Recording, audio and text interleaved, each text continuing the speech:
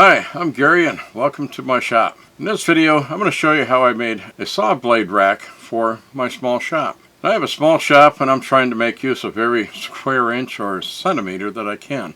I'll show you how I overcame some limitations and obstacles. And be sure to hit that thumbs up icon and give me a like, and also subscribe so you won't miss anything. So let's get to this now. This is a collection of blades that I use. Some of them are 10-inch, 12-inch, a 7 1/4 for a circular saw, and a couple of 5 inches for a small circular saw. I have 9 blades, including the one that's installed in the table saw. So I'm making a blade rack to hold 10 blades. If I collect more blades, I'll add another rack. Now this is the wall cavity where I'm going to install my blade rack at. Now this peg in the wall stud is where I used to hang my blades at, and that was hazardous. Okay, so here on these boards, I'm going to cut 2 of these for the racks to set the blades in, and decided to make each one of these slots about 1/4 inch wide so I can get the blades in and out easily enough. I'm slanting them at a 22.5 degree slope here because I measured up my space over there to see how much space I had for pulling things in and out. And a fairly steep slope is what's going to work best. So I'm going to make them a 1/4 inch wide to fit, at least a full 1/8 inch blade easily enough. And then also I'm going to space these a 1/2 inch between each of these slots for holding the blades. And I figured that, okay, with that 1/2 inch and a 3/4 inch, I want to put on 10 blades. It's going to require about 20-inch board, or at least 2 of them like that. I'm going to mark these up and then cut it to length and then sandwich these together with some double stick tape so I only have to make the cuts once. So I started out measuring off my bottom here at about 2 1/4 inches from the bottom edge there, because I want to give some space for some supports I'm going to use for mounting this to the wall or into the cavity in my wall there. And at the top I'll kind of do the same too. Then I marked the point where these start at about 1 inch in from this edge here. So 1 inch from there. Then I set my angle here, and I set this on here, line it up on the edge, and I get it so it's about 1 3/4 inches at that. And then I just draw the lines up, mark down a 1/4 inch, marked another mark there, line that up with that, marked another line. Then I take my ruler and get an inch mark on there, measure over 1 inch, and that gives me the start of the next line where I can stick this on.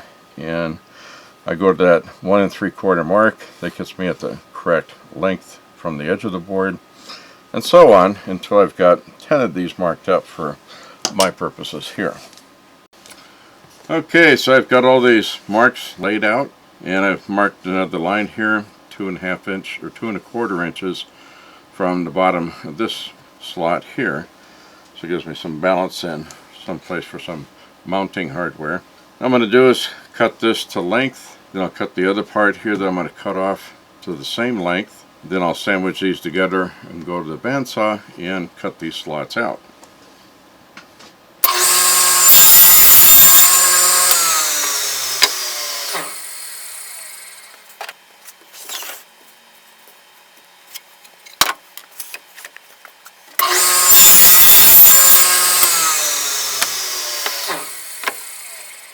Okay, both those boards are a perfect match together, so I'll stick these together with some double-sided tape and go to the bandsaw. Alright, so I've got these boards ready to go here, kind of lined it up, compared the boards to see where my lines are going to line up. I got lucky on the first board, avoiding knots and so forth, and looks like on the second board I've got this one right here, the rest of it's clear, and it looks like when I get that on there, that knot's going to run right between these 2 notches here, so that'll work out great. So now what I'm going to do is stick these together with some double stick tape, make sure the surfaces are clean. And it doesn't take very much tape to get these to stick together. Stick a couple of small pieces on, and these hold really well.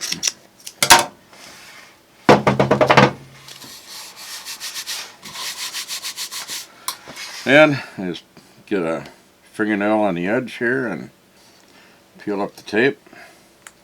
Try and pull it at a low angle so I'm not pulling up too much on it, because that could pull the tape off.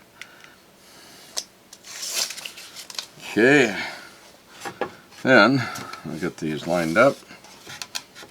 I like to stand their edges on the tabletop here, get my ends perfectly flush together, these edges together, and that's it. I'll let these set up for a little bit. Maybe put some weights on here or some bricks to let it set for a little bit and get a good grip. And then I'm going to go to the drill press. I'm going to drill some 1/4 inch holes in where these slots end, and that will be a lot easier than trying to do anything with the bandsaw. Give me a smoother end on there, so I'll do that next. Okay, I'm going to drill the holes at the ends of these slots here.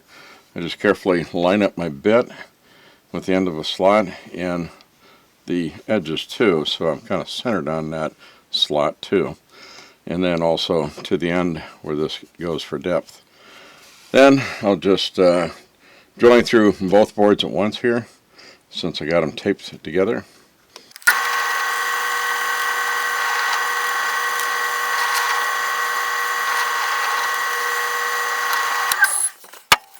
That'll give me my hole for the bottom of my slots. Now I'll go on and finish up all the rest of these. Alright, here at the bandsaw, I'm going to work this across this way, keep coming out, and my board will keep creeping out this direction, that way. And that's to avoid running into the post of the bandsaw here. If I was to go the other direction, I'd wind up hitting that probably. So, I'm going to go this way, and what I'll do is just cut these out, take it easy to get the line started. Once you're started, then you can kind of zip through this really quick.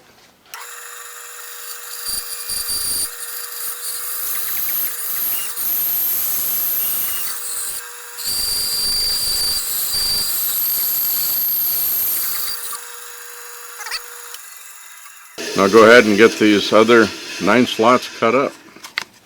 Hey, one other thing that I'm doing here is I'm going off, and these have some sharp corners on them here. They come to quite a sharp point there.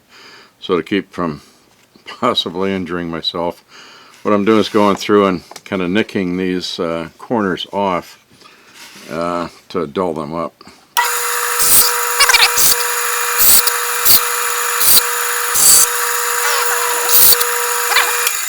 Well, I'm going to stick this board to hold these blades into this cavity area here, and it's going to stick in here. I'll separate these 2 pieces, so I'll sit about here and another board here.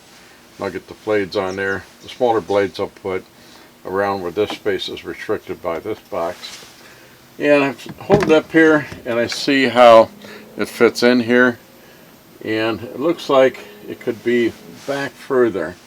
So what I'm going to do is cut this board down a bit so I can set it back further in there so it's not sticking out so far.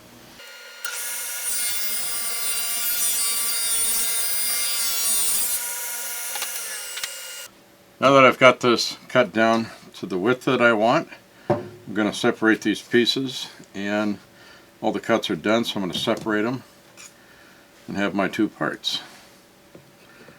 I'm going to use some putty knives here and just start to spread it apart wherever I see a little bit of a gap, and that widens it up and lets me separate them.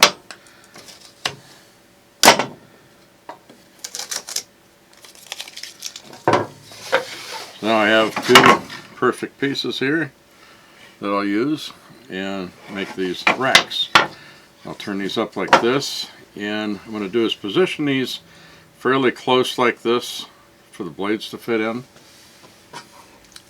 such as this, and that'll cradle it in there so it doesn't flop around too much. Maybe I'll get these spread about a little bit further apart, find out what's a good distance there. I think that's probably pretty good. This is distancing about 3 inches between these boards here. I'm going to use some of the pieces from this cutoff here to make some brackets for holding this all together and for attaching into my cavity there in the wall. And the upper part of this wall cavity is where I'm going to make a board to hold accessories I'm going to hang on there. For making my board for mounting things on, I found a piece of scrap plywood 3/4 inches thick, which will be good because it'll give me more to bite into for mounting any screws and so forth to this. So I'm going to rip this to the width that I need, which I figured according to my diagram 13 5/8 inches. I'm going to go slightly bigger than that, probably to like 13 11/16 wide. And if I need to, I'll just trim a little bit more off of it so I can fit within that cavity that I've got there.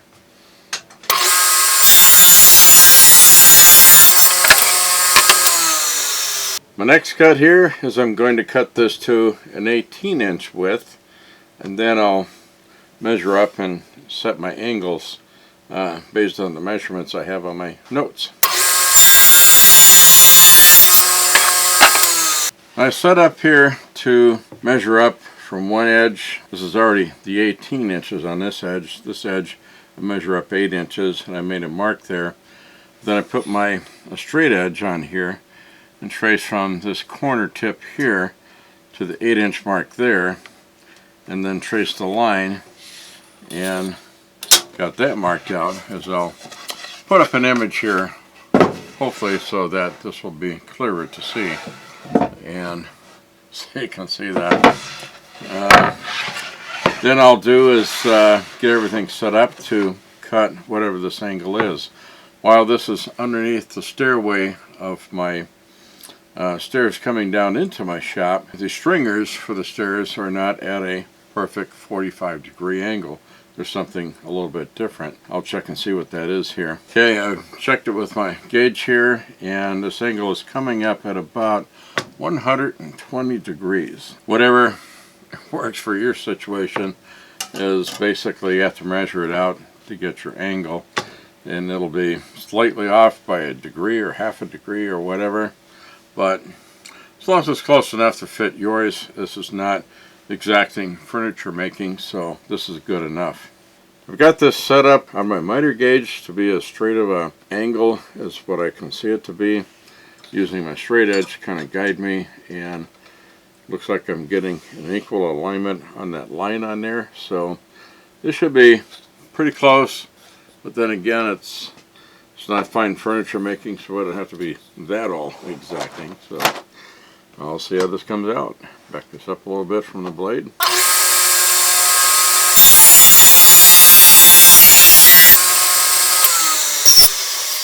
That looked like it made a perfect cut right along my line.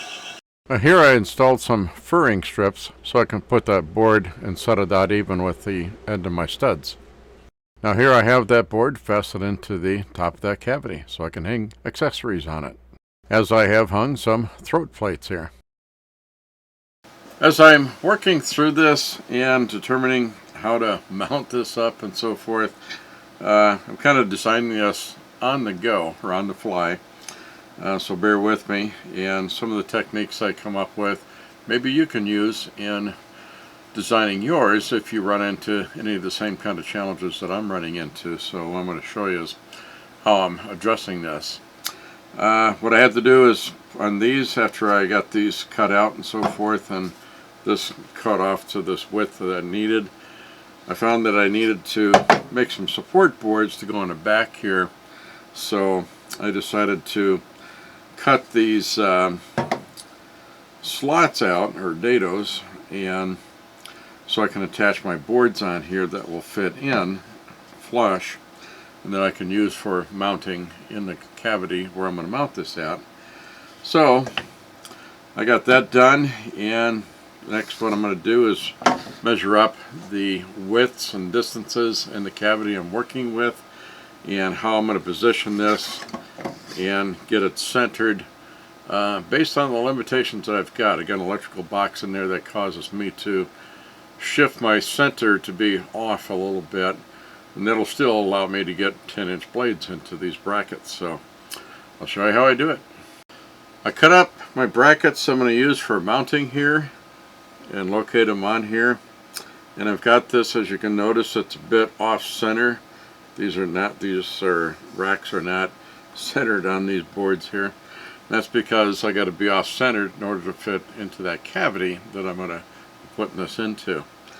So I just put this together for now, and what I'm going to do is temporarily fasten these in there, and then I'm going to test fit this into that cavity to make sure it fits correctly, and if I need to make any adjustments. Alright, so this fit perfectly in here for me where I want to put it at, and everything fits in good. Then as I have that in there, I'm going to hold it precariously here as I'm at it and check the fit of my blades and so forth. Fits in here well. So got it centered here between this box and the stud so I can have space for all the blades to fit in there. And what I'll do now is I got to put some spacer blocks in here to fasten these to. I'll do that next, and also I'll consider what can I put around these blades here that'll give them some protective cover so I don't cut my arms when I walk past this. So I took and fastened these on permanently, put in some screws, drilled some holes and got the screws driven in so that holds them in there securely, and that'll be mounted in that cavity. Next thing I do is to make the spacer blocks that I need, and I just grab a piece of 2x4 that I had and cut a few of them out wide enough to be wide enough for these, maybe slightly larger. Then I wanted to run the wood grain along the lengthwise here, and I cut off these. I passed these by my saw blade and got this squared up there so that when I secure this inside the stud and the wall there in the cavity, it'll sit there flat, whereas usually these have some rounded edges here that could get off a little bit. So wanted these to be flat, and then I'm drilling holes through based on the dimensions of this that I've traced around, and ran some screws through to hold these into place, and then I'll screw these boards to it. So I'll get these installed and then I'll show you the end results. Now here I took some scrap 2x4 and made some spacer blocks to fit in between the studs, and what I did is drove screws from the other side of the studs into the spacer blocks to hold them securely into the studs, and then I fastened the blade rack right onto those. Now here is the blade rack completed and with all the blades sitting in it, and if you notice the black stuff around the blades, that's on there to protect myself from getting cut by the blade teeth as I walk by them, because those blade teeth can be razor sharp at times. That black stuff that I put over the teeth is called flex tubing. It's an electrical flexible tubing for covering and protecting wires. The flexible tubing can be also used for protecting your blades and other ways of storage and so forth to protect the teeth of your blades since they're so fragile. I did a video on that, a short shop tip video, and I'll put a link to that down below. Well, thank you for watching this video. I hope you enjoyed it and you got some inspiration from it. If you did, please give me a like, hit that thumbs up, and share it with your family, friends, and fellow crafts enthusiasts.